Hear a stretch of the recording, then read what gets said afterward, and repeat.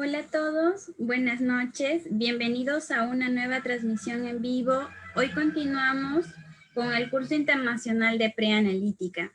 Hoy día tenemos una invitada especial desde Colombia, a la doctora Aura Milena Reina Soler, experta en el área de hemostasia, que nos trae un tema muy importante, fase preanalítica en hemostasia. Adelante, doctora. Gracias, Fabiola, muy amable. Muchas gracias a ustedes por la invitación. Un saludo especial a todo Perú. Estoy absolutamente contenta y orgullosa de poder acompañarlos esta noche. Realmente los países que he apoyado desde el área de hemostasia desde hace muchos años, Perú estaba dentro de mi lista, así que para mí es un orgullo poder acompañarlos y compartir algo del conocimiento que he adquirido durante todo este tiempo. Hoy revisaremos una etapa muy importante en el área de hemostasia, seguramente lo será para otras especialidades, pero consideramos que los aspectos preanalíticos son absolutamente relevantes para que podamos hacer un diagnóstico que sea acertado y que sea adecuado en nuestros pacientes con alteraciones de la coagulación. Es importante entender en un primer momento qué es la fase preanalítica del laboratorio y es una definición que ya ha sido establecida desde hace un buen tiempo por la ISO, la Organización Internacional de Estandarización, y ha sido definida como todos los procesos que comienzan en un orden cronológico desde la solicitud del médico, incluyen la petición que nos hacen de los distintos análisis de laboratorio, la preparación del paciente, la toma de la muestra y el transporte que se hace hacia un laboratorio de referencia o de procesamiento y dentro del mismo laboratorio. Como podemos ver, la fase preanalítica abarca distintas etapas o distintas actividades en donde en cualquiera de estos puntos podemos llegar a cometer un error que puede llevar a la generación de un evento adverso o a la emisión de un diagnóstico que no sea acertado o que sea inadecuado. En este sentido, si nosotros damos una visión un poquito más allá de qué puede pasar si nosotros cometemos un error desde la fase preanalítica en el manejo de muestras en pacientes a los cuales se les sospecha una coagulopatía, pues vamos a ver que el impacto clínico es muy alto porque la instauración de los tratamientos va a ser también inapropiada. Las alteraciones de la coagulación son múltiples. En este estudio del año 2017 nos hacen un panorama de cuáles son las coagulopatías más frecuentes. No dista mucho de lo que se ha venido reportando a través de los años.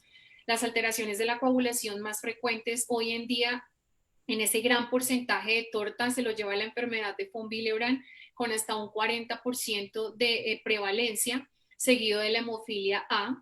Tenemos también las deficiencias de factor 11 como una de las deficiencias raras de la coagulación, y la hemofilia B está seguido después de los desórdenes plaquetarios. Los desórdenes plaquetarios que muchas veces olvidamos dentro de los estudios organizados y, como decía, incluso la definición de preanalítica en forma cronológica, guiados por unos algoritmos que también están descritos ampliamente y muy bien estudiados. Entonces tenemos la hemofilia B en esa siguiente parte de la torta. Y luego vienen los defectos del fibrinógeno, del factor 7 y un porcentaje muy pequeño que son los defectos raros de la coagulación, donde cabe mencionar, por ejemplo, la deficiencia de 7, la deficiencia de 10 o aquellas deficiencias combinadas, como por ejemplo la deficiencia de factor 8 y factor 5. Hay un pequeño porcentaje, que es el 2%, donde caben un grupo que se llaman BUC, que son desórdenes que no tienen una causa de sangrado especificada, es decir, que no se halla el origen a pesar de que hasta hagamos un estudio de todos los esquemas de la coagulación, desde la hemostasia primaria, la hemostasia secundaria y las alteraciones de la fibrinolisis. Entonces, el hecho de yo no tener un control en la fase preanalítica puede llevar a que no reflejemos el verdadero estado clínico de un paciente, que pongamos también en riesgo al laboratorio al cual pertenecemos, o que tengamos, en el caso más grave, como ya mencionaba previamente, unas consecuencias clínicas que sean no deseadas. Dentro de las fases del laboratorio hay una ruta que me gusta mucho, que es este artículo de Favaloro, donde nos muestra que la mayor parte de todas estas actividades que mencionábamos de la fase preanalítica son supremamente críticas, y uno puede encontrar que las fallas no solamente están dadas dentro del laboratorio, sino que en esa fase preanalítica, donde tenemos la emisión de la orden del especialista, también encontramos algunas fallas.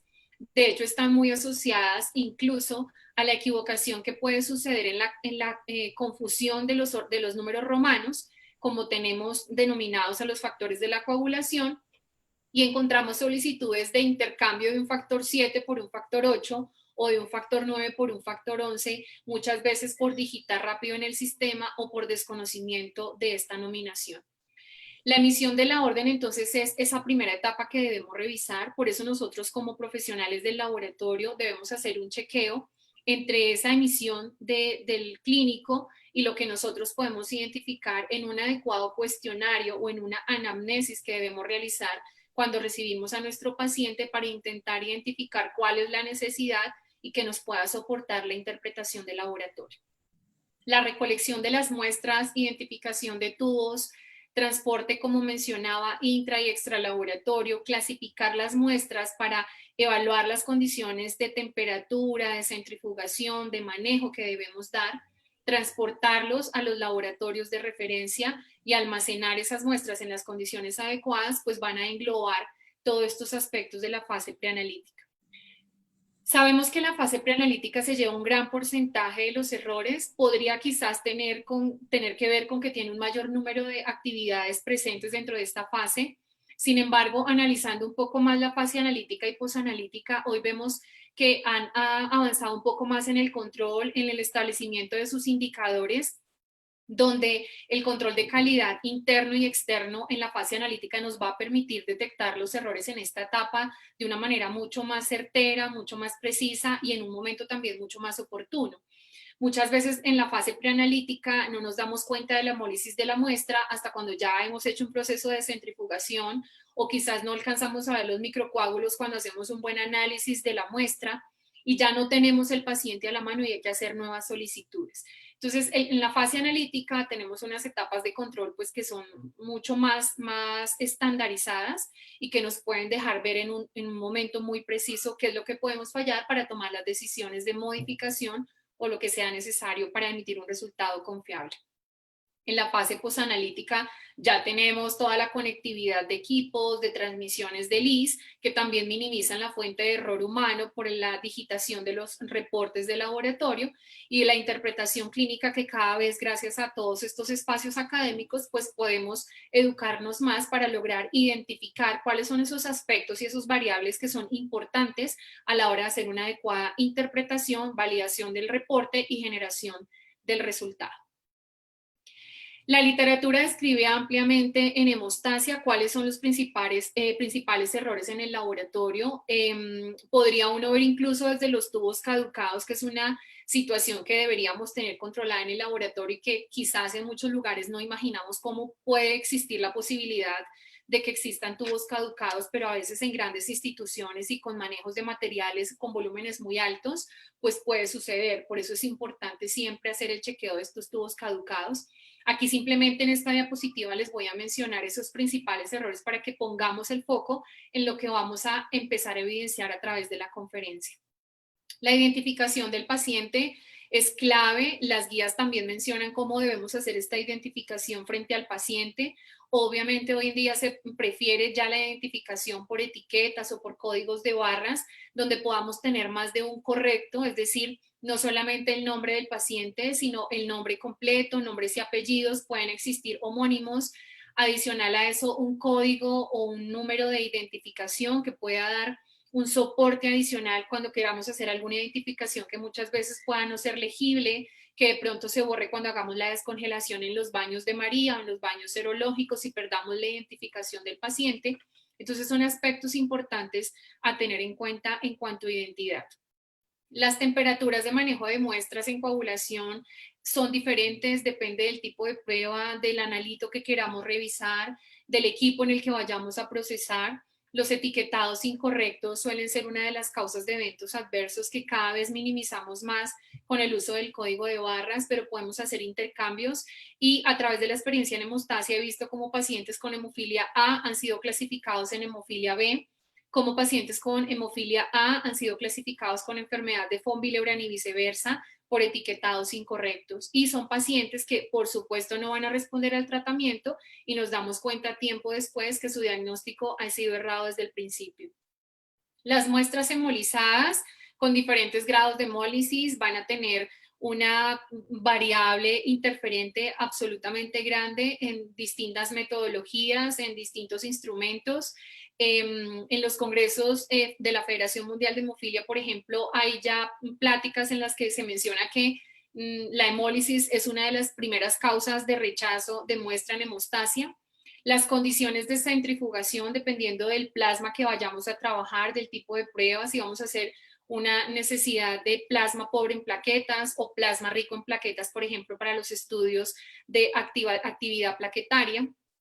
La temperatura de las muestras, sostenimientos de cadenas de frío durante el transporte, en el momento de la toma, la estabilidad bajo qué temperaturas y ese sostenimiento mientras llevamos a los laboratorios de referencia, a los lugares de procesamiento e incluso en el traslado de una ciudad a otra. Las extracciones con jeringa, que ya también están ampliamente estudiadas y discutidas, que lo vamos a revisar cuando miremos específicamente todas las formas y las opciones de toma de muestra en coagulación.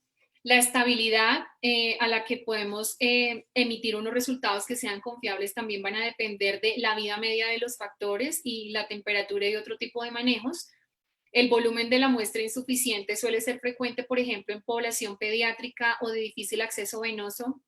Es muy frecuente en pacientes con alteraciones de la coagulación, que están en múltiples tratamientos, con venopunciones interdiarias incluso, que hacen que tomar un volumen de muestra necesario para un número de pruebas o un grupo o panel de estudios, pues va a terminar siendo mucho más difícil de alcanzar un volumen suficiente.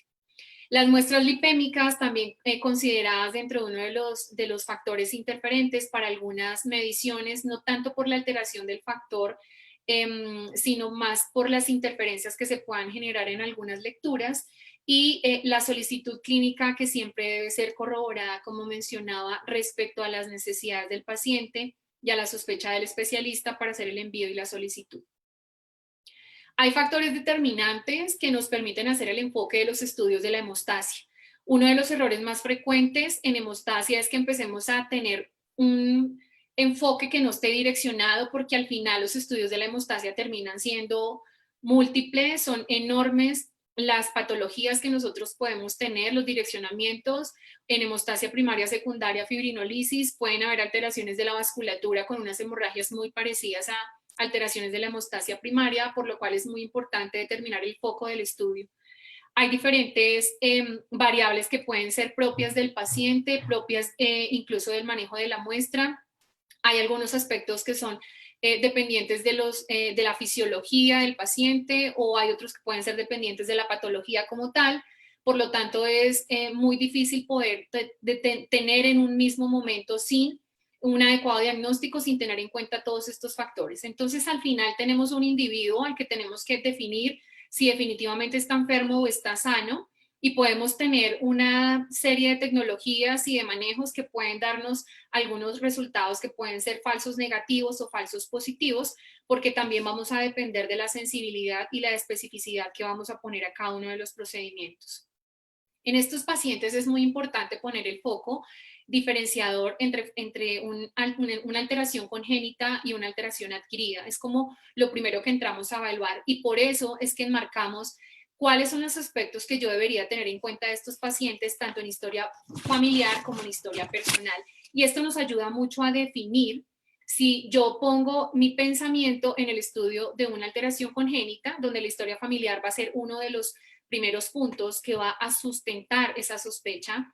Y si no tenemos una sospecha familiar, muchas veces porque no es conocida o no es reportada, o porque para sus familiares el sangrado, por ejemplo, el sangrado menstrual en las mujeres ha sido una cadena de sangrados que ha sido normal para todas las mujeres de la familia, y que llegan a estudiarse en algún momento porque desafortunadamente presentó una hemorragia que comprometió la vida. Entonces la historia familiar marca un punto muy importante. La historia personal también es importante, porque además hay que identificar algunos aspectos que pueden generar alteraciones de la coagulación, como la malnutrición, por ejemplo, los desórdenes hematológicos, diferentes tipos de cáncer pueden llevar a la generación de deficiencias adquiridas de la coagulación. Por ejemplo, pacientes que tienen falla hepática o falla renal pueden llevar a desórdenes adquiridos de la coagulación. Y es importante también dentro de esa historia personal un poco revisar cómo es la hemorragia. Y para eso tenemos unas escalas de sangrado también, que son las escalas establecidas por la Sociedad Internacional de Trombosis y Hemostasis, que nos permiten definir ese tipo de sangrado. Entonces, el origen del sangrado, la cantidad del sangrado, si la severidad del sangrado, si este sangrado, en cuánto tiempo duró para detenerse. Por ejemplo, si el paciente tuvo una complicación en una intervención quirúrgica, tuvo una necesidad de reintervenir, si requirió una transfusión sanguínea, si de pronto el paciente requirió soporte de hierro o necesitó una internación en una unidad de cuidado intensivo, son aspectos que van marcando puntos en esa historia personal. Hay otro aspecto dentro de la historia personal que no podemos olvidar nunca cuando queramos hacer una identificación de una alteración en la hemostasia, y es la farmacología del paciente. Es importante identificar si este paciente está sometido a algún tratamiento con fármacos antiplaquetarios, anticoagulantes o antifibrinolíticos que puedan de alguna manera llegar a generar estos sangrados que resulten ser anormales. Importante investigar en historia personal el uso de los anticonceptivos orales, porque pueden tener algunas influencias en aumentos o en disminuciones de factores de la coagulación que pueden ser confundidos con un resultado que sea falso positivo. Las dosis de los fármacos también son importantes, y la cronología entre la última dosis y la toma de la muestra resulta ser uno de los aspectos también más relevantes a la hora de hacer la interpretación del resultado.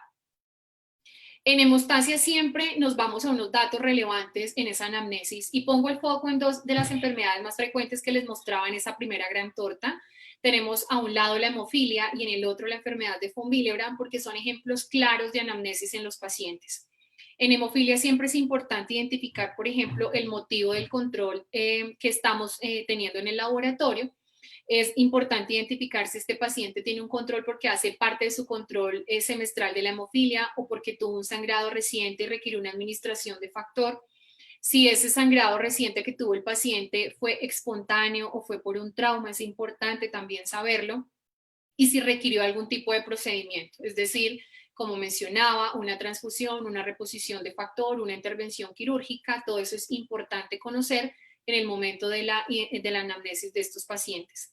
Si estos pacientes han sido sometidos a algunos tratamientos, como la inmunotolerancia en pacientes que tienen inhibidores, tratamientos de profilaxis en donde se hace reposición continua de factor en hemofilia A, en hemofilia B y en algunos casos severos de enfermedad de von Willebrand también, es muy importante que se registre la dosis que está administrándose el factor, la fecha y la hora de administración, para que podamos hacer una cronología con la toma de la muestra, la fecha y la hora de la toma de la muestra. Cuando queremos hacer interpretación de resultados que estamos analizando en un momento frente a un histórico que tenga el paciente, todos estos son factores que van a interferir de alguna manera, porque probablemente si el paciente ha tenido una administración de factor por algún motivo de sangrado que haya tenido, pues va a tener probablemente unos niveles más elevados que no van a corresponder con una clasificación de la hemofilia previamente. Entonces, pacientes que son moderados pueden volverse leves, o pacientes que son severos pueden volverse moderados, y es porque estamos haciendo una medición adicional de su factor que ha sido repuesto de manera exógena. En cuanto a von Willebrand es uno de los diagnósticos más difíciles en hemostasia, no solo por las variables de la muestra, sino también por las variables fisiológicas. Y ustedes ven aquí en este primer cuadro que vamos a tener que tener en cuenta el grupo sanguíneo del paciente, la fecha de la última regla, el uso de anticonceptivos orales, el ciclo menstrual y las semanas de gestación en las mujeres que están embarazadas y que les hacemos algunos estudios de la hemostasia. En la enfermedad de von Willebrand van a influenciar diferentes aspectos, como es en pacientes que tengan infecciones recientes o procesos inflamatorios recientes, van a elevar el factor por ser un reactante de fase aguda, así que si queremos hacer estudios en este tipo de pacientes que han tenido previamente una infección, hospitalización, un proceso inflamatorio, una administración de antibióticos, por ejemplo, debemos esperar al menos 2 semanas después de que se termina ese evento agudo o la administración del medicamento para que evitemos todos los resultados que puedan falsearse por estas causas. La actividad física va a elevar también el factor de von Willebrand, nuevamente por ser un reactante de fase aguda, es importante registrar y advertir al paciente que todas estas condiciones pueden hacer que varíen su resultado. Entonces vamos a ver aquí un par de diapositivas para hablar de coagulopatías específicas. Entonces, empezando por la enfermedad de von Willebrand, o más bien continuando con la enfermedad de acuerdo a la diapositiva anterior, mencionábamos que registrar el grupo sanguíneo era muy importante porque lo que uno encuentra en la literatura en general es que hay un gran rango de intervalo biológico de referencia para von Willebrand, pero la literatura especializada nos muestra que es importante establecer los valores de referencia por grupo sanguíneo, ya que los grupos O van a tener del 25 al 30% menos del antígeno que los demás grupos sanguíneos. Es decir, que si nosotros, por ejemplo, comparamos un grupo sanguíneo A contra un valor de referencia de O, pues vamos a tener unas estimaciones que van a ser pues diferentes y probablemente el paciente si tenga una enfermedad y le estemos diciendo que no la tiene o viceversa. Entonces es importante en von Willebrand establecer rangos de referencia propios por grupo sanguíneo porque además esa disminución del 25 al 30% también nos permite estimar si realmente el paciente tiene una enfermedad de von Willebrand o tiene solamente una proteína que está baja por cualquier otra circunstancia y no se clasifica como una enfermedad como tal. El ciclo menstrual en el von Willebrand también lo tenemos en cuenta y esto es un punto clave para la toma de la muestra. Con esta gráfica lo que les quiero dejar ver es que tiene mucho que ver con ese ciclo ovárico, con esa maduración folicular, donde se ha visto que los valores pueden estar más disminuidos en esa primera fase de la menstruación, es decir, en esa primera fase folicular, y que van a aumentar mucho más en la fase lútea. Hay un punto medio de un ciclo de 28 días, que es el día 14, ese es como el día medio, y los estudios han mostrado que tanto en antígeno como en cofactor o en actividad de von Willebrand, pues si nosotros tomamos la muestra en el primer momento, del día 0 al día 7 de esa fase folicular, vamos a hacer un diagnóstico de una falsa disminución del antígeno porque ahí vamos a tener niveles muy bajitos. Y si por el contrario tomamos la muestra después del día 14, donde estamos ya en la fase lútea, pues vamos a dar un diagnóstico falsamente negativo porque la proteína va a elevarse de manera natural en ese ciclo menstrual y vamos a estar obviando diagnósticos que puedan estar presentes. Entonces es muy importante que la toma de la muestra se realice entre el día 7 y el día 14 de este ciclo menstrual y esos días son contados a partir del primer día de sangrado. Entonces el día de sangrado es mi día 1, a partir de ese día sangrado cuento al día 7 y ya sé que entre el 7 y el 14 debo hacer la toma de la muestra para estudios de von Willebrand. En las mujeres embarazadas no es apropiado hacer un diagnóstico, simplemente hacemos estudios de seguimiento, ya que de manera natural también, por el embarazo y como reactantes de fase aguda, se van a elevar tanto el antígeno como el factor 8 durante las semanas de gestación. A medida que aumenta la gestación, va tomando un pico más alto tanto el antígeno como el factor 8, por lo cual nos sirve más que todo es para seguimiento de protección para el alumbramiento de esa paciente. Entonces, nos permite identificar si al final de esa semana 38, 39 o 40 vamos a tener una protección suficiente o la paciente va a requerir de un soporte hemostático adicional como la desmopresina o la reposición de un factor 8 o un factor enriquecido también con von Willebrand. Entonces, en el embarazo no es apropiado hacer diagnóstico de von Willebrand y habrá que esperar a que la mujer salga de su embarazo y 2 meses después ya podemos reactivar los estudios ante la sospecha de la enfermedad. Entonces, vemos que en el embarazo van a haber un cambio porque hay un desequilibrio también por el embarazo nuevamente de manera natural, donde va a haber un cambio entre las sustancias procoagulantes y anticoagulantes a fin de proteger ese feto y evitar que haya un parto prematuro o que haya un aborto espontáneo. Entonces vamos a ver que algunas proteínas anticoagulantes van a disminuir incluso hasta el 50%. Algunos factores se van a mantener normalizados como el factor 2, el factor 5 y el factor 11, por ejemplo, se mantienen normalizados, igual que la proteína C, sabemos que no van a tener ningún cambio en el embarazo.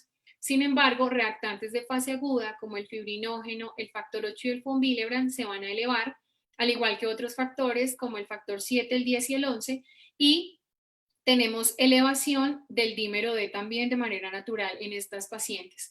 La proteína S va a disminuir hasta en un 50% respecto a su valor basal o antes del embarazo, por lo cual muchos diagnósticos cerrados de deficiencia de proteína se hacen y son pacientes que terminan anticoaguladas sin requerir un tratamiento anticoagulante. A tener en cuenta en hemofilia, ya hablamos de von Willebrand, aspectos críticos a tener en cuenta, vamos a hablar en hemofilia.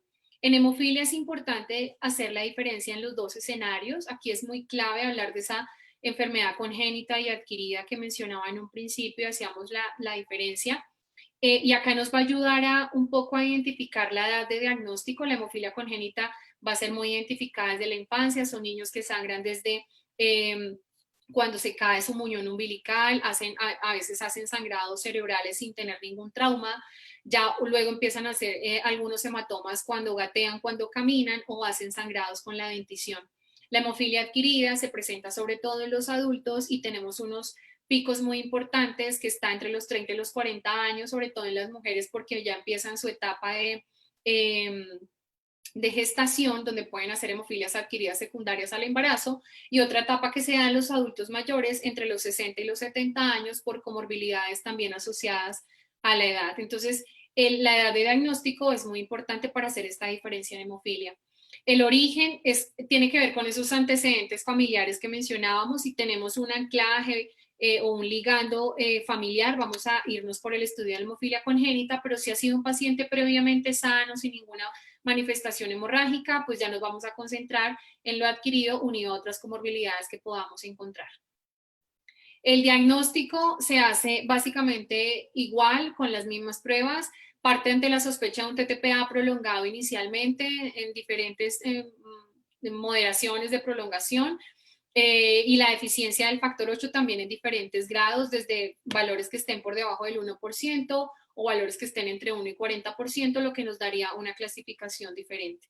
La diferencia es que en hemofilia adquirida siempre la confirmación diagnóstica no la va a soportar mucho la presencia de inhibidores antifactor 8, y esto es digamos que esto es una situación que no va a estar presente en la hemofilia congénita desde el primer momento, sino solamente la podemos evidenciar ante pacientes que han sido sometidos a diferentes reposiciones de factor y que dependiendo de las dosis de factor pueden reaccionar en algún momento a lo que se está administrando y generar un desarrollo de inhibidor, sumado además a unas condiciones genéticas de base que también le dan puntos para el desarrollo de inhibidores. Y el tipo de hemorragias en la hemofilia congénita pues son muy mucocutáneas, muy de mucosas y de piel. Sin embargo, las hemorragias articulares y musculares pues van a estar mucho más frecuentes que en la hemofilia adquirida, donde las manifestaciones en la hemofilia adquirida raramente son manifestaciones grandes, musculares o por ejemplo digestivas, suelen no debutar con este tipo de sangrados, sino son sangrados más de mucosas de piel, petequias, hematomas y demás. En funcionalidad plaquetaria vamos a hablar de consideraciones especiales en agregación plaquetaria. En agregación plaquetaria tenemos las consideraciones que están enmarcadas en la guía de la Sociedad Internacional de Trombosis y Hemostasis. Nos hablan bien desde la recolección de la muestra, el manejo, las condiciones del paciente y el análisis. En recolección de la muestra es muy importante el calibre de la aguja. En hemostasia vamos a ver más adelante que la literatura nos sugiere calibres que van desde 19 hasta 23. Para los estudios de funcionalidad plaquetaria preferimos los calibres que son un poquito más grandes, 19, 20, incluso 21 podemos utilizar. El uso del torniquete está muy enmarcado como para otras pruebas de hemostasia, lo mencionaremos también más adelante, pues para generar el menor éxtasis venoso, porque esto lleva a la activación plaquetaria. El tipo de tubo que utilizamos con citrato de sodio a diferentes concentraciones, 3.2 o 3.8, realmente no ha mostrado como una marcada diferencia en el estudio de plaquetas, pero sí lo ha mostrado en estudios de otras pruebas de la coagulación. El tipo de anticoagulante siempre pues sabemos que como para otras pruebas citrato de sodio, y el llenado del tubo hasta la marca nominal pues está sugerido también por la guía. En el manejo de la muestra, la temperatura de conservación en agregación plaquetaria solamente se permite la temperatura ambiente. Las muestras de agregación plaquetaria no se pueden refrigerar, no se pueden congelar. La muestra debe reposarse entre 30 minutos y 1 hora antes de llevarla a los procesos de centrifugación para la obtención en un primer momento de un plasma rico en plaquetas y posteriormente de un plasma pobre en plaquetas. La mezcla de la muestra solamente se hace por inmersión suave en el momento de la toma y ya después la muestra debe quedar absolutamente en reposo hasta que pasa a la centrifugación. La estabilidad para la agregación plaquetaria es muy corta, tenemos apenas 4 horas de estabilidad a esas temperaturas ambiente, donde las 4 horas cuentan desde que se toma la muestra hasta que hacemos los procesos de centrifugación, separación, obtención de plasmas, preparación de los agonistas que vamos a utilizar para obtener una respuesta de activación plaquetaria y la emisión de un resultado. Entonces es un actuar muy rápido, por lo cual lo que recomendamos es que la muestra se tome en el lugar en donde se va a hacer el procesamiento para ahorrarnos tiempo de transporte. Además, porque el transporte va a hacer que la muestra tenga ciertas vibraciones o ciertas mezclas que generan activación plaquetaria y podemos tener una afectación en el resultado. La calidad de la muestra es importante, ya que por ser una tecnología de lumiagregometría o de transmisión de luz, pues la hemólisis, la lipemia y la ictericia van a tener una fuente de error importante, dando origen a resultados falsamente disminuidos, y esto nos puede llevar a unos diagnósticos también equivocados en trombastenia de Glanzmann, en Bernard-Soulier o en defectos del pool de almacenamiento, por ejemplo, sin respuesta a algunos agonistas. En cuanto a condiciones del paciente, nos mencionan que el ejercicio intenso, el uso del cigarrillo y la cafeína también deben ser considerados y suprimidos al menos un día antes de la toma de la muestra. Hay literatura que menciona que el cigarrillo y la cafeína 30 minutos antes y que el ejercicio 2 horas antes. Sin embargo, se prefiere cumplir como con el tiempo especificado dentro del ayuno, que está de 8 a 12 horas, evitar todo este tipo de prácticas para garantizar una condición del paciente que sea adecuado para el estudio de la función plaquetaria. En cuanto al uso de fármacos, muy importante registrar si el paciente ha tomado antiinflamatorios no esteroideos 3 días antes de la toma de la muestra, deben ser suspendidos. Si están bajo formulación médica, debe ser con la aprobación de su médico, igual que con los antiplaquetarios, pero en este caso todos los antiplaquetarios deben suspenderse 10 días antes de la toma de la muestra, porque sabemos que tiene un efecto irreversible sobre la plaqueta.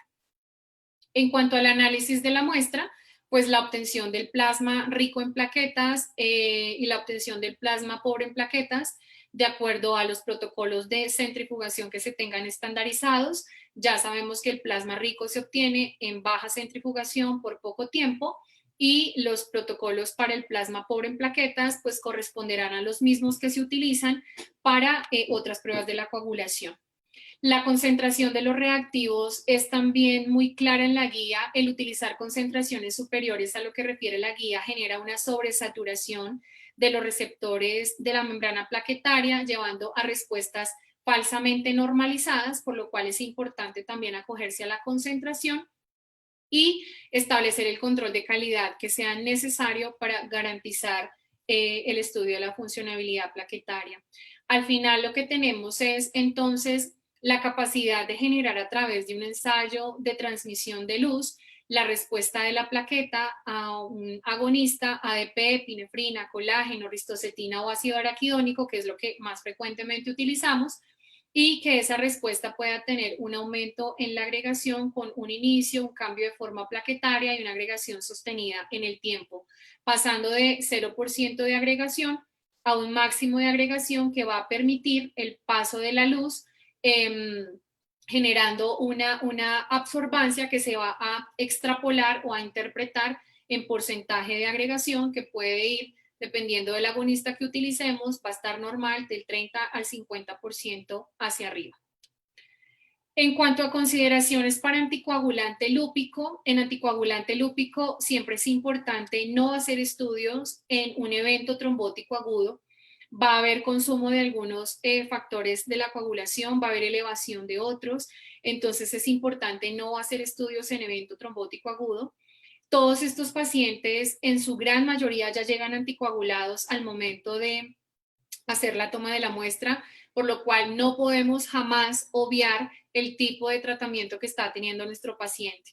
El tipo de anticoagulante, si es heparina, si es warfarina o si está usando un DOAC o un inhibidor directo de la coagulación como rivaroxaban, apixaban o dabigatran, que son los más frecuentemente utilizados, y registrar el tipo de anticoagulante, la dosis y la hora en que se tomó esa última dosis.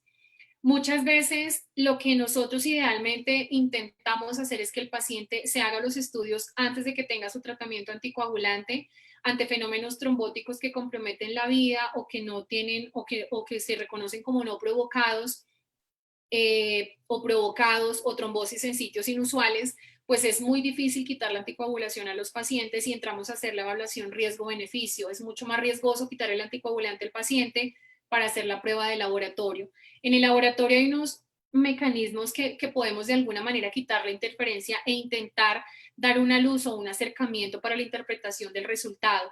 En los estudios de pacientes paralúpico que están anticoagulados con heparina, hay tecnologías y reactivos que tienen unos bloqueantes de la heparina en concentraciones a dosis terapéuticas hasta una unidad internacional por decilitro. En ellos, digamos que si nuestra casa comercial nos ofrece esta oportunidad, pues podríamos tener la seguridad y la confianza de hacer una prueba de anticoagulante lúpico si tenemos este bloqueante en el reactivo. Si el paciente está con warfarina, pues vamos a depender del INR. Las guías de anticoagulante lúpico también nos dicen que los INRs que definitivamente están por encima de 3, pues van a tener una falla completa en la interpretación, una interferencia muy alta y no deberían ser tomados como una prueba de diagnóstico en los pacientes. Los INRs que están entre 1, 5 y 3 tienen una interferencia también que puede limitar la interpretación de la prueba. Sin embargo, en este momento podemos hacer una adición a la prueba de anticoagulante lúpico y es mezclar la muestra con una parte de plasma normal y volver a repetir la prueba. En este caso, el plasma normal intenta corregir las deficiencias que produce la warfarina, los factores K dependientes, y mejora la respuesta del paciente en esa prueba. Frente a los anticoagulantes orales directos, vamos a ver más adelante que tienen una interferencia importante en anticoagulante lúpico. Cuando no podemos suspender en ellos, lo que hacemos es que la prueba se tome antes de la siguiente dosis que tenga el paciente que administrarse, ya que la vida media en estos DOACs pues es un poco más corta y su pico de acción también, lo cual nos permite de alguna manera intentar eliminar con estos, jugando con los tiempos entre la administración y la toma de la muestra. Y la otra solución que tenemos es pues nuevamente hacer la mezcla con una parte normalizada para que podamos quitar la mayor interferencia que podamos. La doble centrifugación de la muestra en anticoagulante lúpico es importantísima. El dejar plaquetas en el plasma que vamos a trabajar es crítico porque el factor 4 plaquetario que no logramos quitar de esas plaquetas restantes, pues van a hacer que nos den resultados falsamente negativos. Entonces vamos a normalizar un resultado cuando realmente es uno de los aspectos del laboratorio que son decisivos como criterios para poder clasificar un paciente dentro de una enfermedad como un SAF. Utilizar pruebas screening y confirmatorias siempre deben ser consideradas.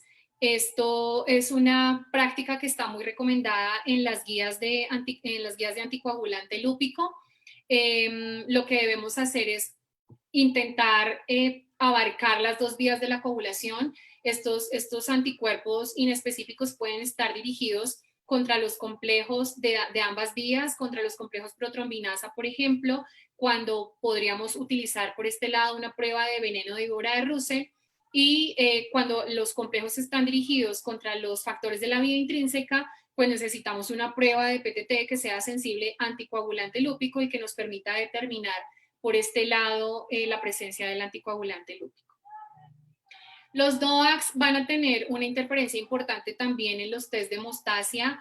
En general todos, tanto los inhibidores directos de la trombina como el dabigatran y los inhibidores del 10A como el rivaroxaban, apixaban y edoxaban, todos van a tener interferencia siempre y ya les voy a mostrar en la siguiente diapositiva cómo lo pueden hacer. Ellos tienen una vida media que oscila más o menos, dependiendo del anticoagulante, va más o menos entre 11, 12 horas, algunos 13 horas. Es una tasa de vida media promedio, pero su pico de actividad es mucho más corto, que puede ir entre 1.5 y 4 horas, por lo cual la medición de estos anticoagulantes tiene unos puntos específicos. Entonces, si nosotros medimos, por ejemplo, un anti-10A 4 horas posteriores a la administración de la última dosis, en un DOAC lo medimos entre 2 y 3 horas posterior a la última administración para encontrar ese pico máximo de actividad. Los DOACs pueden tener efectos en los test de rutina y en los test especializados. En los test de rutina tenemos el TP, el TTPA, el tiempo de trombina, fibrinógeno y dímero D, donde vamos a ver que el dabigatran, rivaroxaban, apixaban y edoxaban van a tener efectos tanto en el TP como en el TTP.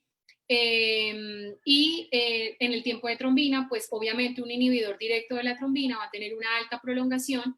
Muchas veces el tiempo de trombina se usa de alguna manera para predecir el efecto, es decir, nos puede decir que el paciente tiene un efecto del dabigatran, pero no nos va a generar como una relación lineal entre la dosis que tiene el paciente y el sangrado que pueda ocasionar por una sobredosis en este tipo de anticoagulantes.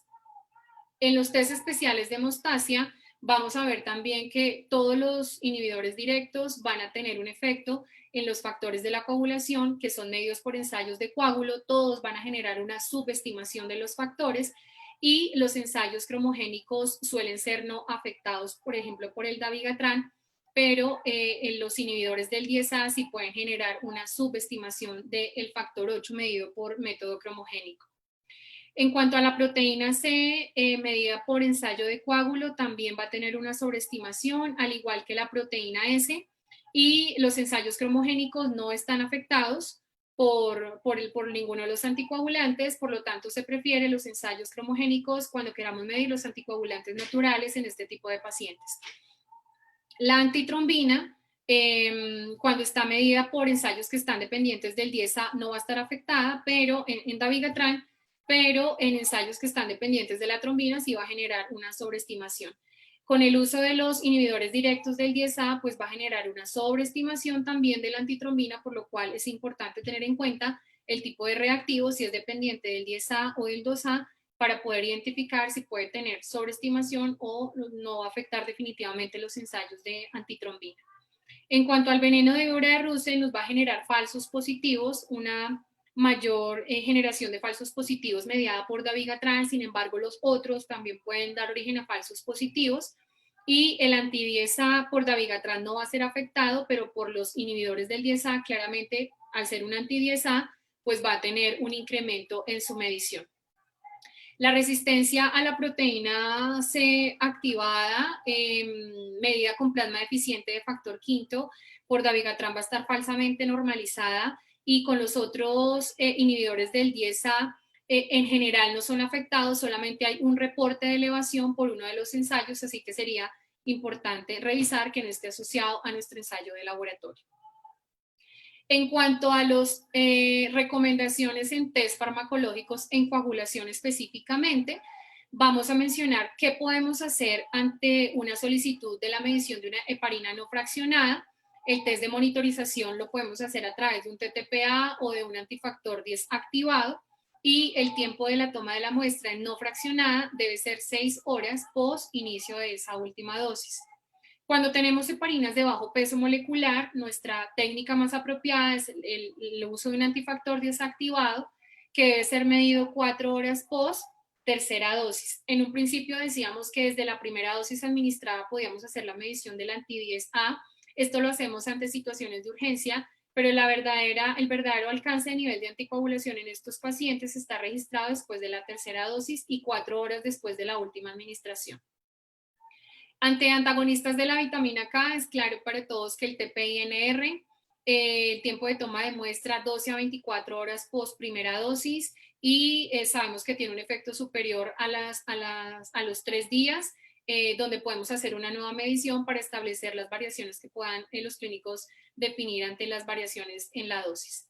Antiplaquetarios en test de función plaquetaria, siempre recuerden que van a tener un efecto importante, y si queremos nosotros saber si el antiplaquetario ha mejorado un estado de hipercoagulabilidad en algunos pacientes que también han sido reportados. Una semana después de que el paciente inicia su tratamiento antiplaquetario, se puede hacer la medición del test de función plaquetaria, que debe ya mostrar que efectivamente está generando un efecto y disminuye su riesgo trombótico. En los DOACs, como mencionaba antes, dependiendo de su pico de vida media máximo, entre 2 y 3 horas post última dosis.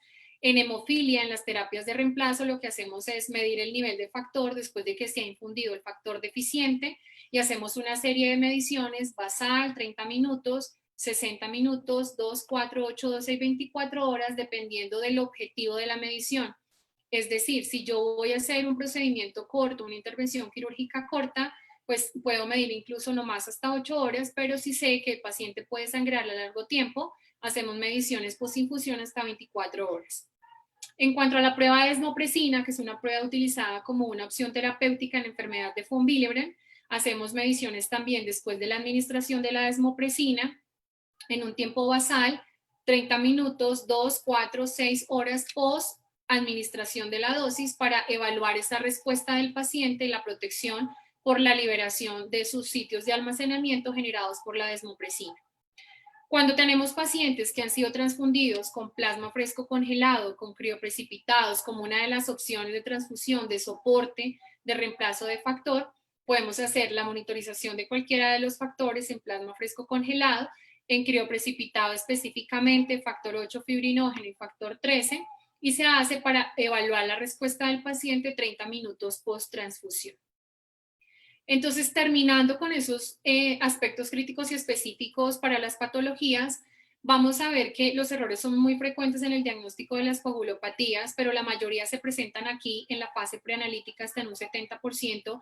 Hay algunos artículos que están reportando el 80% en fase preanalítica. Es importante establecer algunas condiciones de enfermedad del paciente, enfermedad hepática, renal, cardiovascular.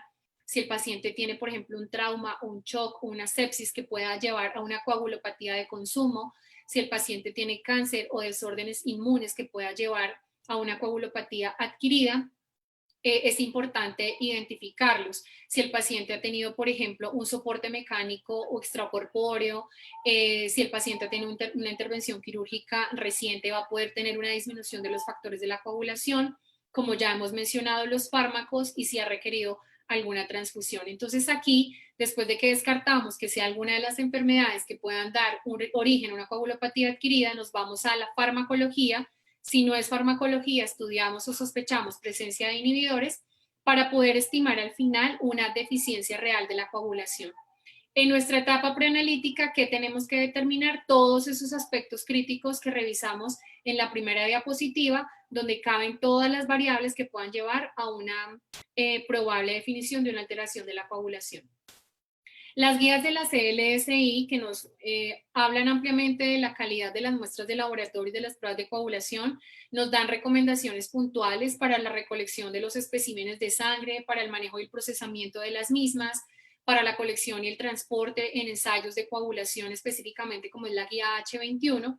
Y en coagulación tenemos también guías específicas que nos muestran, por ejemplo, cómo actuar en los ensayos de TP y TTPA en una etapa, determinación de la actividad de los factores de coagulación. Hay guías específicas, por ejemplo, para dímero D y el actuar frente al dímero D, y los test de laboratorio para anticoagulante lúpico. Entonces, cualquiera de las guías es bueno aplicarlas. Hay algunos autores que no las defienden mucho porque en algunos casos se menciona pues que ya hay algunas faltas de actualización. Por ejemplo, la guía anticoagulante lúpico fue revisada en 2014, la guía de factores en 2016, y uno entra a mirar que de pronto no están tan distantes de lo que se está manejando actualmente, pero algunas guías ya datan, por ejemplo, del 2008.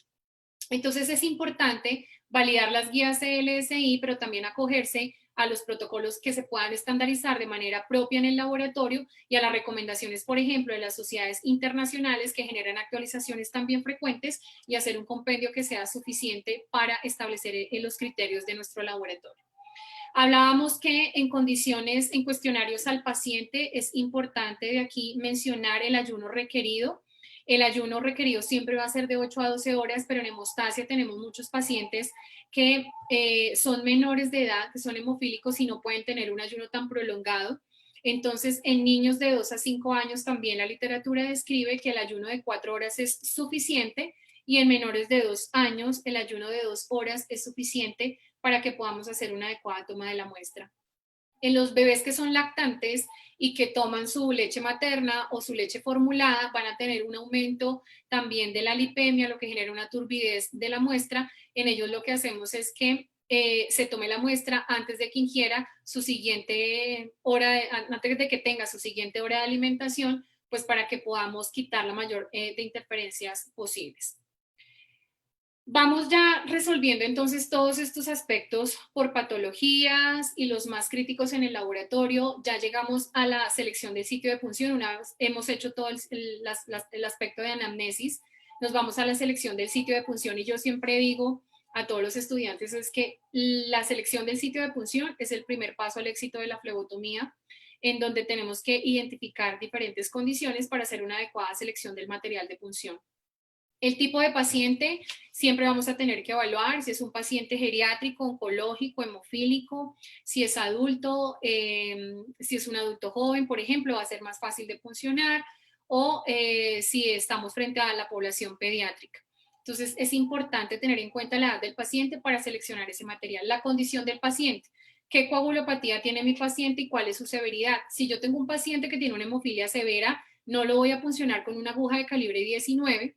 Si yo tengo un paciente que tiene una deficiencia total de fibrinógeno, si yo hago una punción con una aguja que tenga un calibre muy grande, puede llevarse a una hospitalización porque el paciente no para de sangrar. Entonces es importante conocer y por eso es que debemos siempre investigar por qué el paciente está solicitando determinado tipo de laboratorios. Si el paciente tiene punciones previas por tratamientos como profilaxis, inmunotolerancia, laboratorios que le hayan hecho en otras instituciones y que llegan en el mismo momento o en el mismo día a hacerse pruebas en laboratorios nuestros, pues es importante identificar ese tipo de punciones para no hacer la punción en el mismo sitio que el paciente ya trae de otro lugar. Y las comorbilidades, sobre todo pacientes discapacitados con ciertos niveles, por ejemplo, hay pacientes hemofílicos que han tenido sangrado cerebral, quedan con afectación neurológica, con esquizofrenia, por ejemplo, o con retraso mental, y eso hace que los pacientes tengan unos movimientos muy bruscos y exagerados a la hora de la toma de la muestra, y esto puede llevar a la generación de un evento adverso, por lo cual es muy importante evaluar en pacientes discapacitados como asegurar el espacio y el momento de la toma de la muestra. Entonces, este sitio de la selección del sitio de punción, pues lo que nosotros hacemos es siempre igual que hacemos en todos los laboratorios, creo que del mundo, es irnos a las venas principales, cefálica, basílica o mediana cubital, son las venas pues más gruesas, de mejor calibre, de mejor retorno, de mejor acceso, menos profundas. Y si no tenemos un acceso o una posibilidad de acceso a estas venas, lo que hacemos en nuestros pacientes es irnos hacia las venas de la mano, a las venas metacarpianas o a las venas del dorso de la mano, las dorsales que vienen desde la cubital, por ejemplo, para intentar hacer una toma de la muestra. A veces nos toca incluso por anatomía, son pacientes edematizados o pacientes multifuncionados, que es muy difícil hacer un acceso venoso. En última medida, tomamos las venas del pie. Idealmente en hemofilia no intentamos llegar allá porque el riesgo de sangrado es muy alto, pero lo que hacemos en ellos es, pues bueno, las metatarsianas y empezamos tomando por las que están generalmente por el borde del tobillo, que suele ser la vena más gruesa y que genera un menor hematoma. Entonces, en los pacientes es importante identificar esas condiciones para saber si me voy a brazo, a mano o a pie. Hay algunas recomendaciones importantes en pacientes hospitalizados o que tienen estos accesos venosos arteriales, que yo sé que con mucha frecuencia es mucho más fácil tomar las muestras de este tipo de accesos, pero en hemostasia están totalmente contraindicados por varias razones. Si tenemos un catéter venoso periférico o central, son catéteres que generalmente van a estar heparinizados o que generan una hemodilución de la muestra, llevando a una alteración de la coagulación por hemodilución o por contaminación con heparina, que hace una prolongación de los factores de la coagulación y la afectación de los factores de heparina o factores perturbadores de la misma. Pacientes que tienen líquidos intravenosos, tampoco debemos hacer la toma de la muestra de ahí, ni siquiera con los descartes de la muestra sugeridos. Cuando nosotros hemos permitido la toma de muestra a partir de estos catéteres en pacientes que definitivamente están en una condición en la que no tenemos ninguna otra opción. Son, digamos que la toma en hemofilia es muy difícil o en condiciones de coagulopatía es difícil, pero es muy raro el caso que tengamos que hacer la toma de una muestra de catéter. Cuando se hace la toma de muestra de catéter, la hace personal de enfermería, porque una de las situaciones más difíciles es que hagamos una infección del catéter y el paciente tenga que llevarse a una nueva inserción, entonces es mejor que sea manipulado por personal de enfermería. Si no hay ninguna otra opción y tenemos que utilizar de catéter, lo que hacemos es hacer la extracción de la muestra con la jeringa y eliminar los primeros 10 centímetros. Esto nos limita en la población pediátrica porque el volumen de pérdida sanguínea es muy alto y no está permitido en la población pediátrica. Por eso, repito, son casos absolutamente inusuales que deben ser manejados con el clínico. En cuanto a los ángulos de punción y el impacto que pueda tener en las alteraciones de la coagulación, también es muy importante. Estas son unas fotografías reales de pacientes que han tenido lesiones por venopunción. Este paciente fue un paciente que tuvo un ángulo inadecuado, hicieron una punción muy profunda y generaron este hematoma. Y este paciente tuvo una punción en la que hicieron una búsqueda estando dentro de la vena y generaron este gran hematoma. Este paciente hizo un síndrome compartimental que lo lleva casi a la amputación de su brazo derecho. Entonces, miren lo importante que es hacer una buena venopunción en pacientes que tienen alteraciones de la coagulación. Y esta es una paciente donde la muestra fue tomada con jeringa y generó también ese gran hematoma.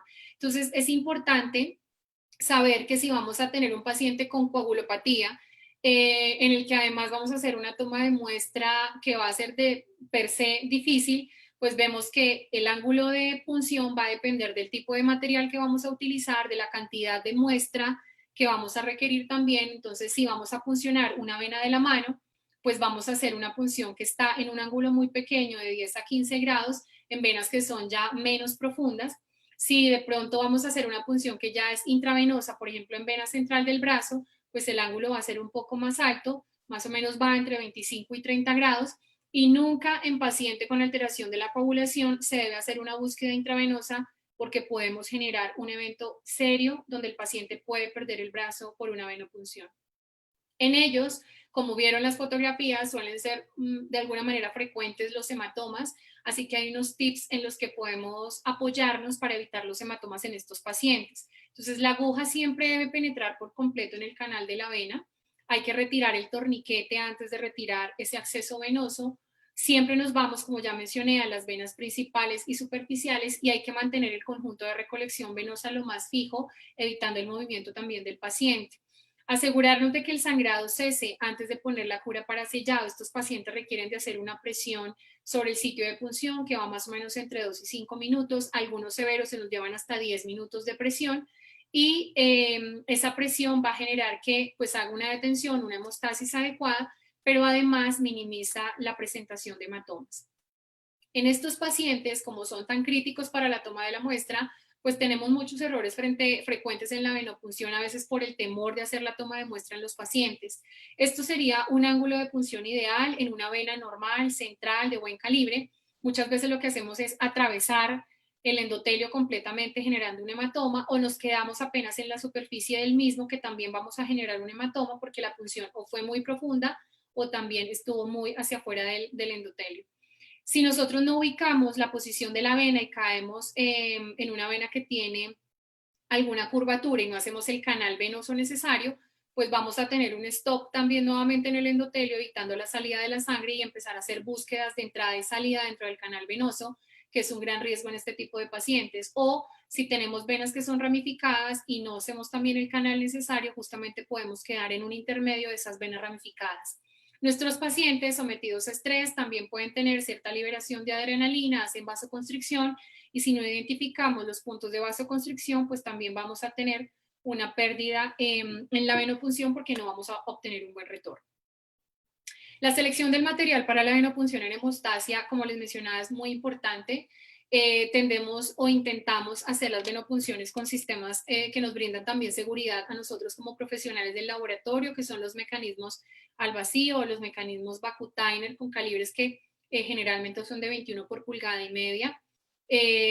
Algunos calibres 23 son utilizados y aprovechados en situaciones específicas de hemostasia, que son pacientes pediátricos, pacientes geriátricos y pacientes oncológicos. Utilizamos calibre 23, al igual que los sistemas de mariposa con alado. En esos tres tipos de poblaciones es permisible utilizar este tipo de calibre y este tipo de tecnología como el mariposa. El mariposa sigue teniendo la contraindicación del paso de la sangre a través del cable de alado, que genera algún intercambio gaseoso que puede llevar a dos factores, o a la activación de la coagulación o a los cambios de pH en la muestra que pueden generar alteración en los factores. Y esto lo que hacemos es eliminar el primer tubo de muestra que se toma. Incluso ni siquiera es necesario eliminar el tubo completo, sino con que se elimine la mitad del primer tubo que se toma y a partir del segundo es el que vamos a utilizar para el procesamiento en el laboratorio. Algunos pacientes en hemofilia podemos hacer tomas de muestra con Yelco. Son pacientes que llegan en el siguiente escenario.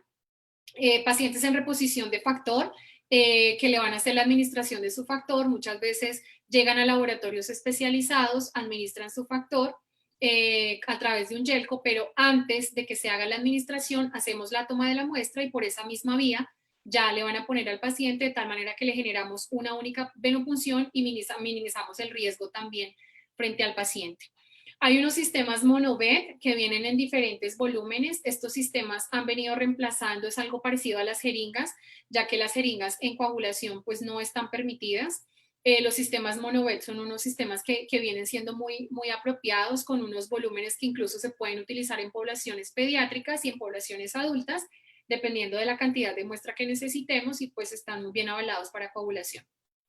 Las jeringas definitivamente no, pueden llevar a diferentes situaciones. Una, en estudios de función plaquetaria definitivamente no. Hay una activación plaquetaria en el paso del llenado de la jeringa a los tubos de muestra. Definitivamente no, porque se ha visto que puede generar hemólisis, porque pueden generar microcoágulos cuando no hacemos el paso de la sangre al tubo de muestra en los siguientes 60 segundos, y cuando hay múltiples tubos que llenar, pues no vamos a alcanzar a tener el tiempo suficiente y podemos generar microcoágulos en las muestras. Así que la jeringa no está recomendada. También el contacto de los factores con la jeringa puede generar una activación prematura y alterar también algunas pruebas de la coagulación. De la misma manera, como ya mencionaba previamente, los catéteres no se deben utilizar por hemodilución o contaminación con heparina y solamente en situaciones especiales valoradas de manera estricta con el clínico. Hay algunos adaptadores que vienen ya diseñados para hacer el paso de las extracciones que se hacen con jeringa. Esto logra un poco minimizar los efectos que se puedan tener por las burbujas o por la hemólisis. Sin embargo, las condiciones de la jeringa, las otras que ya mencioné, pues tampoco resultan ser como muy apropiadas en coagulación. Algunos pacientes de difícil acceso venoso en el que el sistema mariposa resulta ser un calibre muy pequeño y nos demora un poco el retorno, tenemos un gran número de tubos, estudios de agregación plaquetaria, hacemos la toma de muestra con aguja, destapando la aguja de esta manera. Al final retiramos esta parte del caucho gris y con calibre de 21 por pulgada y media es suficiente para hacer una extracción gota a gota en la que podamos obtener la muestra que requerimos sin que haya ninguna variación en la muestra. Es importante que validemos que el retorno venoso es continuo, es suficiente y que hay una persona que apoya para hacer la mezcla rápidamente de los tubos de muestra obtenidos. En cuanto a los tubos de citrato de sodio, sabemos que los tubos recomendados son al 3.2%, incluso por las guías CLSI, por toda la literatura de hemostasia que nos habla de fase preanalítica. Estos tubos son los que nos recomiendan, guardando la proporción sangre anticoagulante. Siempre el vacío pues no lo va a dar, pero tenemos que tener precaución en el momento en que hacemos las tomas de muestra al goteo o con otros mecanismos diferentes, o en los sistemas de mariposa que no tienen el adaptador del Vacutimer. Entonces, estos son los tubos que vamos a utilizar en coagulación.